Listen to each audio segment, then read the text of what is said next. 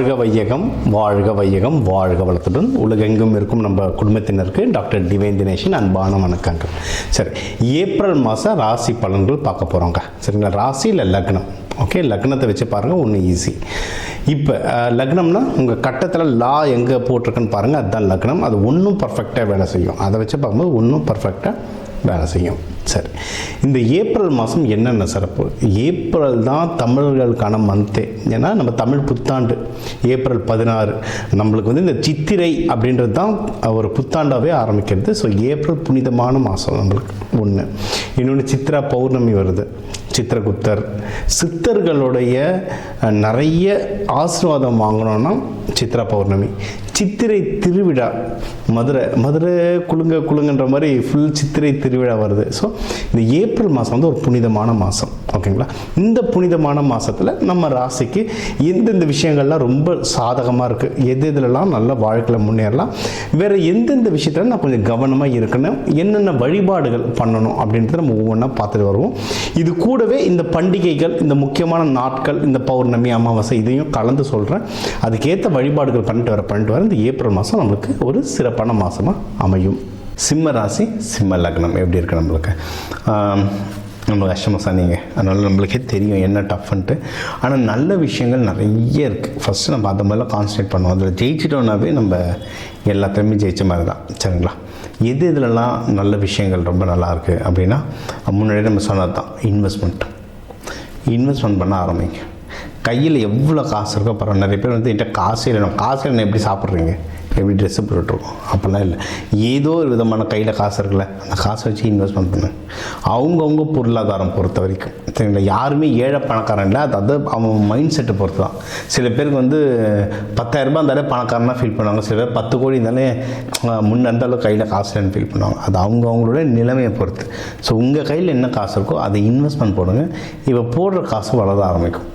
ரொம்ப சிம்பிள். போடுற காசு இப்போ வளர ஆரம்பிக்கும். அதனால் சின்ன இதான் ஒரு நல்ல கரெக்டான இடத்துல நகைச்சீட்டு போடுறதோ, இல்லை நகைச்சீட்டு போடுறது இப்போ பயமாக இருக்குன்னா ஸ்டாக் மார்க்கெட் போடுறதோ, இல்லை இப்போ உலகத்தில் அங்கங்கே ஏற்கனவே நிறைய போர் பதட்டங்கள் நடந்துட்டுருக்கு. அதுக்கெல்லாம் மெயின் காரணம் சிம்மம் தான்.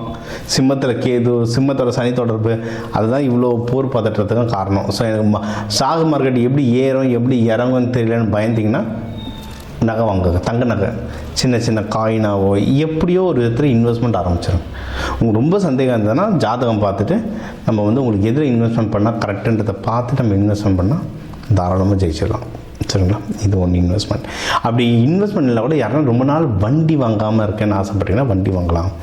நிலம் வாங்கணும்னு ஆசைப்பட்டிங்கன்னா நிலம் வாங்கலாம். நிலம் வாங்குறதுக்கும் பெஸ்ட்டான டைம் இது. அப்புறம் அம்மா தாய் ஸ்தானத்தில் இருக்கவங்க கிட்ட, இல்லை தந்தை ஸ்தானத்தில் இருக்கவங்க கிட்ட திருப்பி அந்த ரேப்போ பில்டிங் பார்த்து பெஸ்ட்டான டைம். திருப்பியும் போய் பேசுறதுக்கு, தாய் தகப்பனை வந்து வெளியே எங்கன்னா கூட்டிகிட்டு போகிறதுக்கு, அவங்கள சந்தோஷமாக வச்சுருக்கிறதுக்கு பெஸ்ட்டான டைம்.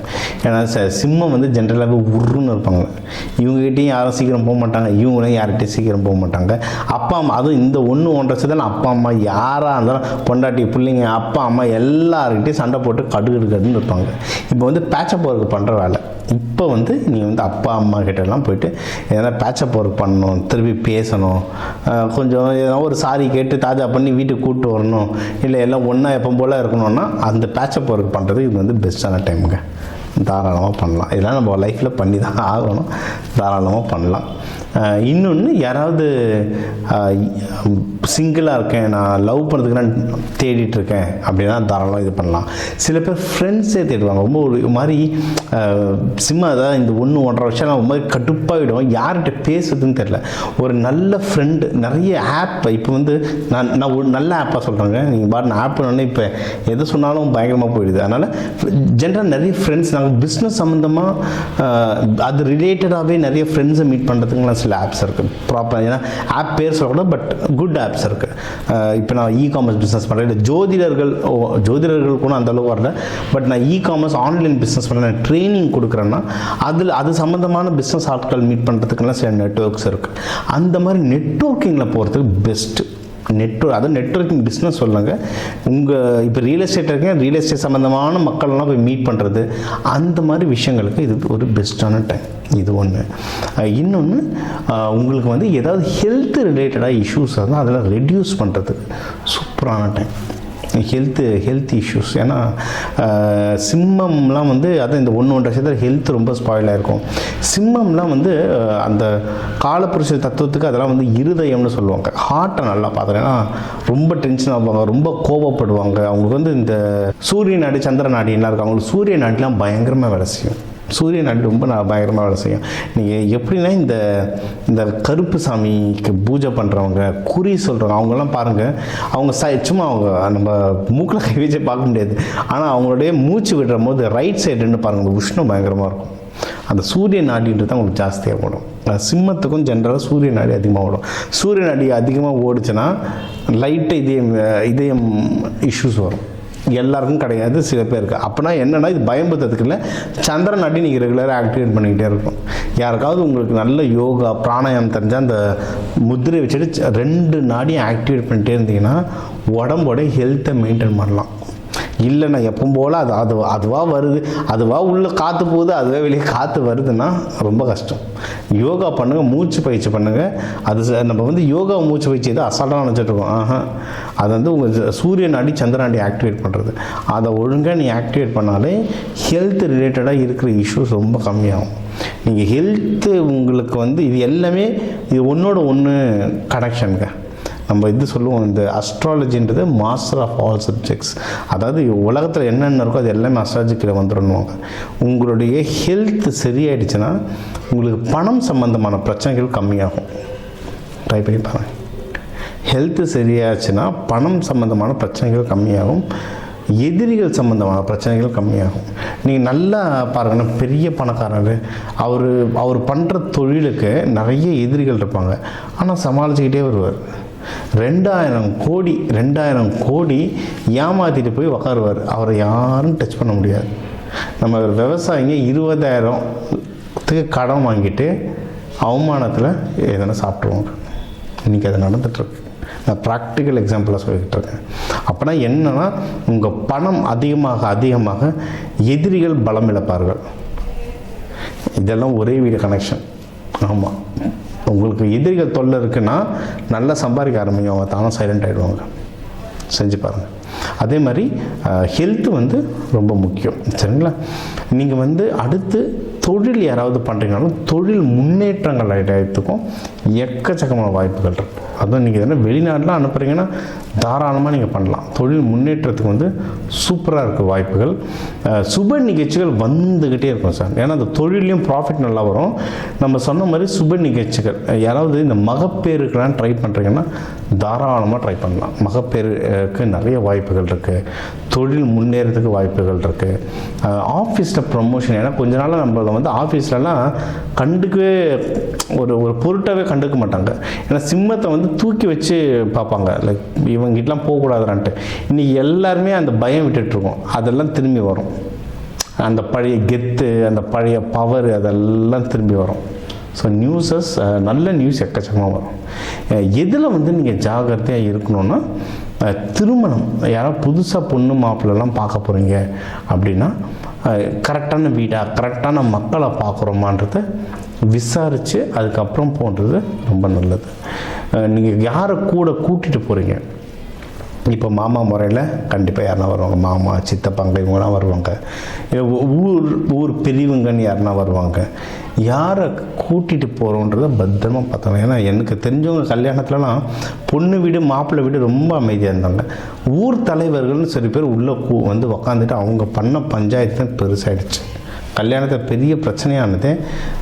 ஊருக்காரங்க வந்து ஊருக்கு இந்த செய்முறை செய்யணும், ஊருக்கு செய்முறை செய்யணும்னா சொன்னாங்க.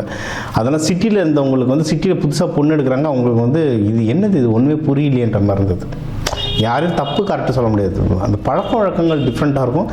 ரொம்ப டிஸ்டர்ப் ஆகிடுவாங்க. இது என்ன புதுசாக இருக்குது, அதான் கடைசி நேரத்தில் சொல்லும்போது புதுசாக இருக்குன்ட்டு டிஸ்டர்ப் ஆகிடுவாங்க. இது வந்து இந்த மாதிரி யாராவது தேவையில்லாமல் உள்ளே வந்து குழப்புவாங்க. அதனால் அதான் முன்னாடி சிம்ம ராசி லக்னம்னாவே தெரியும். இப்போதைக்கு கல்யாண விஷயத்தை ஏமனா உள்ளே குழப்புவான்னு தெரியும். யார் என்னென்னு முன்னாடி யோசித்து பிளான் பண்ணிட்டீங்கன்னா ஜெயிச்சிடலாம், பிரச்சனை இல்லாமல் வந்துடலாம். யாரையும் தப்பு சொல்ல முடியாது. நம்ம ஜாதகம் நிலமை அப்படி இருக்குது, அதனால செக் பண்ணிக்கிட்டிங்கன்னா தப்பிச்சிடலாம். ஹஸ்பண்ட் ஒய்ஃப்குள்ளே ஏற்கனவே ஏதாவது இஷ்யூஸ் இருக்குது, அதான் சிம்மனாவே கொஞ்சம் உருன்னு இருப்பாங்க சும்மாவே. அது இப்போ இருக்கிற நிலைமைக்கு அவங்களோட 7ஆம் வீட்டில் ராகு இருக்குது, சனி பகவான் இருக்குது, இவங்களில் வந்து கேது இருக்குது, சனி பகவானுடைய தாக்கம் இருக்குன்னா ரொம்ப கஷ்டம். அதனால் சுக்கிரன் நல்லா ஆக்டிவேட் பண்ணுங்க. நம்ம இந்த சுக்கிரன் ஆக்டிவேஷனுக்கு கிளாஸே நடத்துவோம். ஒரு கிரகத்தை வந்து பல விதமாக ஆக்டிவேட் பண்ணலாம். மெட்டல் மூலயமா, கலர் மூலயமா, விதைகள், சீட்ஸ், தானியங்கள் மூலயமா, இதெல்லாம் நிறைய இது வேணால் நம்ம அதுக்கெல்லாம் நிறைய கிளாஸஸ் எடுப்போம். புதுசாக கல்யாணம் ஆகிறவங்களுக்கும் அது நல்லது. ஜென்ரலாகவே சுக்கிரன் நல்லா இருந்துச்சுன்னா எல்லாருக்குமே இந்த கிரகஸ்தன்னு சொல்லுவாங்க, இந்த ஃபேமிலி லைஃப்ன்றது ரொம்ப நல்லா சூப்பராக ஒர்க் ஆகும். ஸோ நீங்கள் வந்து தாராளமாக அது பண்ணலாம். ஓகே, இதுக்கு வந்து நீங்கள் வழிபட வேண்டிய தெய்வங்கள் அப்படின்னு பார்த்தா லக்ஷ்மி நரசிம்மர், லக்ஷ்மி தாயாரோட லக்ஷ்மி நரசிம்மர் வழிபாடு ரொம்ப சூப்பராக ஒர்க் ஆகும். சிவன் அந்த அம்பாலோடு வழிபடுங்க. ஞாயிற்றுக்கிழமை ராகு காலத்தில் போய் வழிபடுங்க. அன்னதானம் கொடுங்க. பிரிஞ்சு சாதம் அந்த மாதிரி கிராண்டான அன்னதானமாக கொடுத்துட்டு வர ஏப்ரல் மாதம் ஒரு சிறப்பான மாதம் அமையும். இப்போ உங்கள் ராசிக்கு வந்து எல்லா முக்கியமான விஷயங்கள் பார்த்தோம். ஓவராலாக எப்படி இருக்கும், கல்யாணம் யாருக்கு, வேலை, மகப்பேறு, கடன், கொடுக்கறது வாங்கிறது, தொழில் யாருக்கு அமையும், ஆஃபீஸில் ப்ரமோஷனுக்கு அமையும், வெளிநாடு போகிறது, உடல் உபாதைகளில் எப்படி சரி பண்ணுறது, என்னென்ன வழிபாடுகள், எந்தெந்த தெய்வங்கள் எந்தெந்த நாளில் வழிபாடு பண்ணுறது, இது எல்லாமே நம்ம வந்து முக்கியமாக ஒரு ஓவராலாக எல்லாத்தையும் நம்ம பார்த்தோம். சூப்பர்.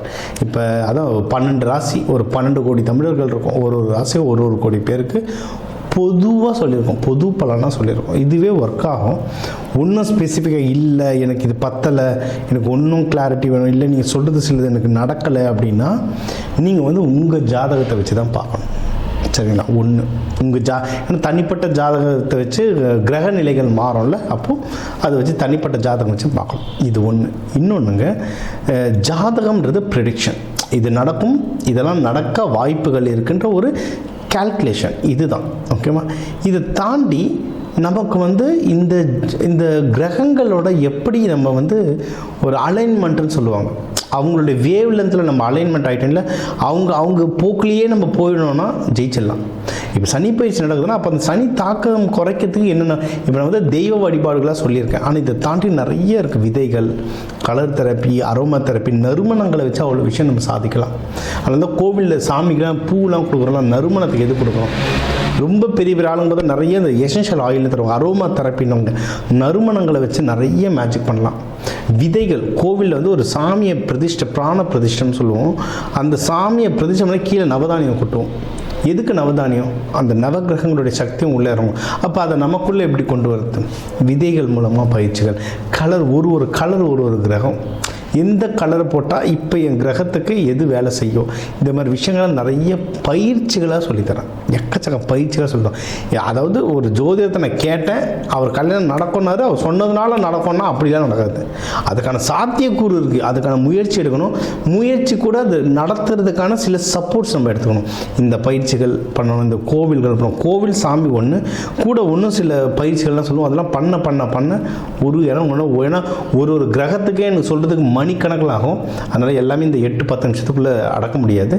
வேணுன்றவங்க என் நம்பரை கால் பண்ணி உங்களுக்கு கன்சல்டேஷன் எடுத்துக்கோங்க. உங்களுக்கு ஒன்றும் குறிப்பிட்டு சில வழிமுறைகள் சொல்கிறேன். ஒன்றும் குறிப்பிட்ட அட்வான்ஸாக தெய்வ வழிபாடுகள், கையில் என்னென்ன மாதிரி தானியங்கள் கையில் வச்சுக்கலாம், வீடு எந்தெந்த கலரில் இருந்தால் நீங்கள் கேட்குற விஷயங்கள் மாறுன்றதுல வாஸ்து, நியூமராலஜிலாம் கலந்து சொல்கிறேன். இதெல்லாம் நீங்கள் செஞ்சுட்டு வர இந்த ஜோதிடம், இது வந்து இந்த ஆன்மீகத்துக்குரிய கொஞ்சம் அறிவியலையும் கலந்துட்டு வர உங்கள் முயற்சிகள் சேர நீங்கள் கேட்குற எல்லா விஷயமும் எல்லாமே இந்த ஏப்ரல் புத்தாண்டில் அந்த சிவபெருமான பார்வதியை நடத்தி வைக்க டாக்டர் டிவைன் தினேஷின் அன்பான வணக்கங்கள். வாழ்க வளத்துடன்.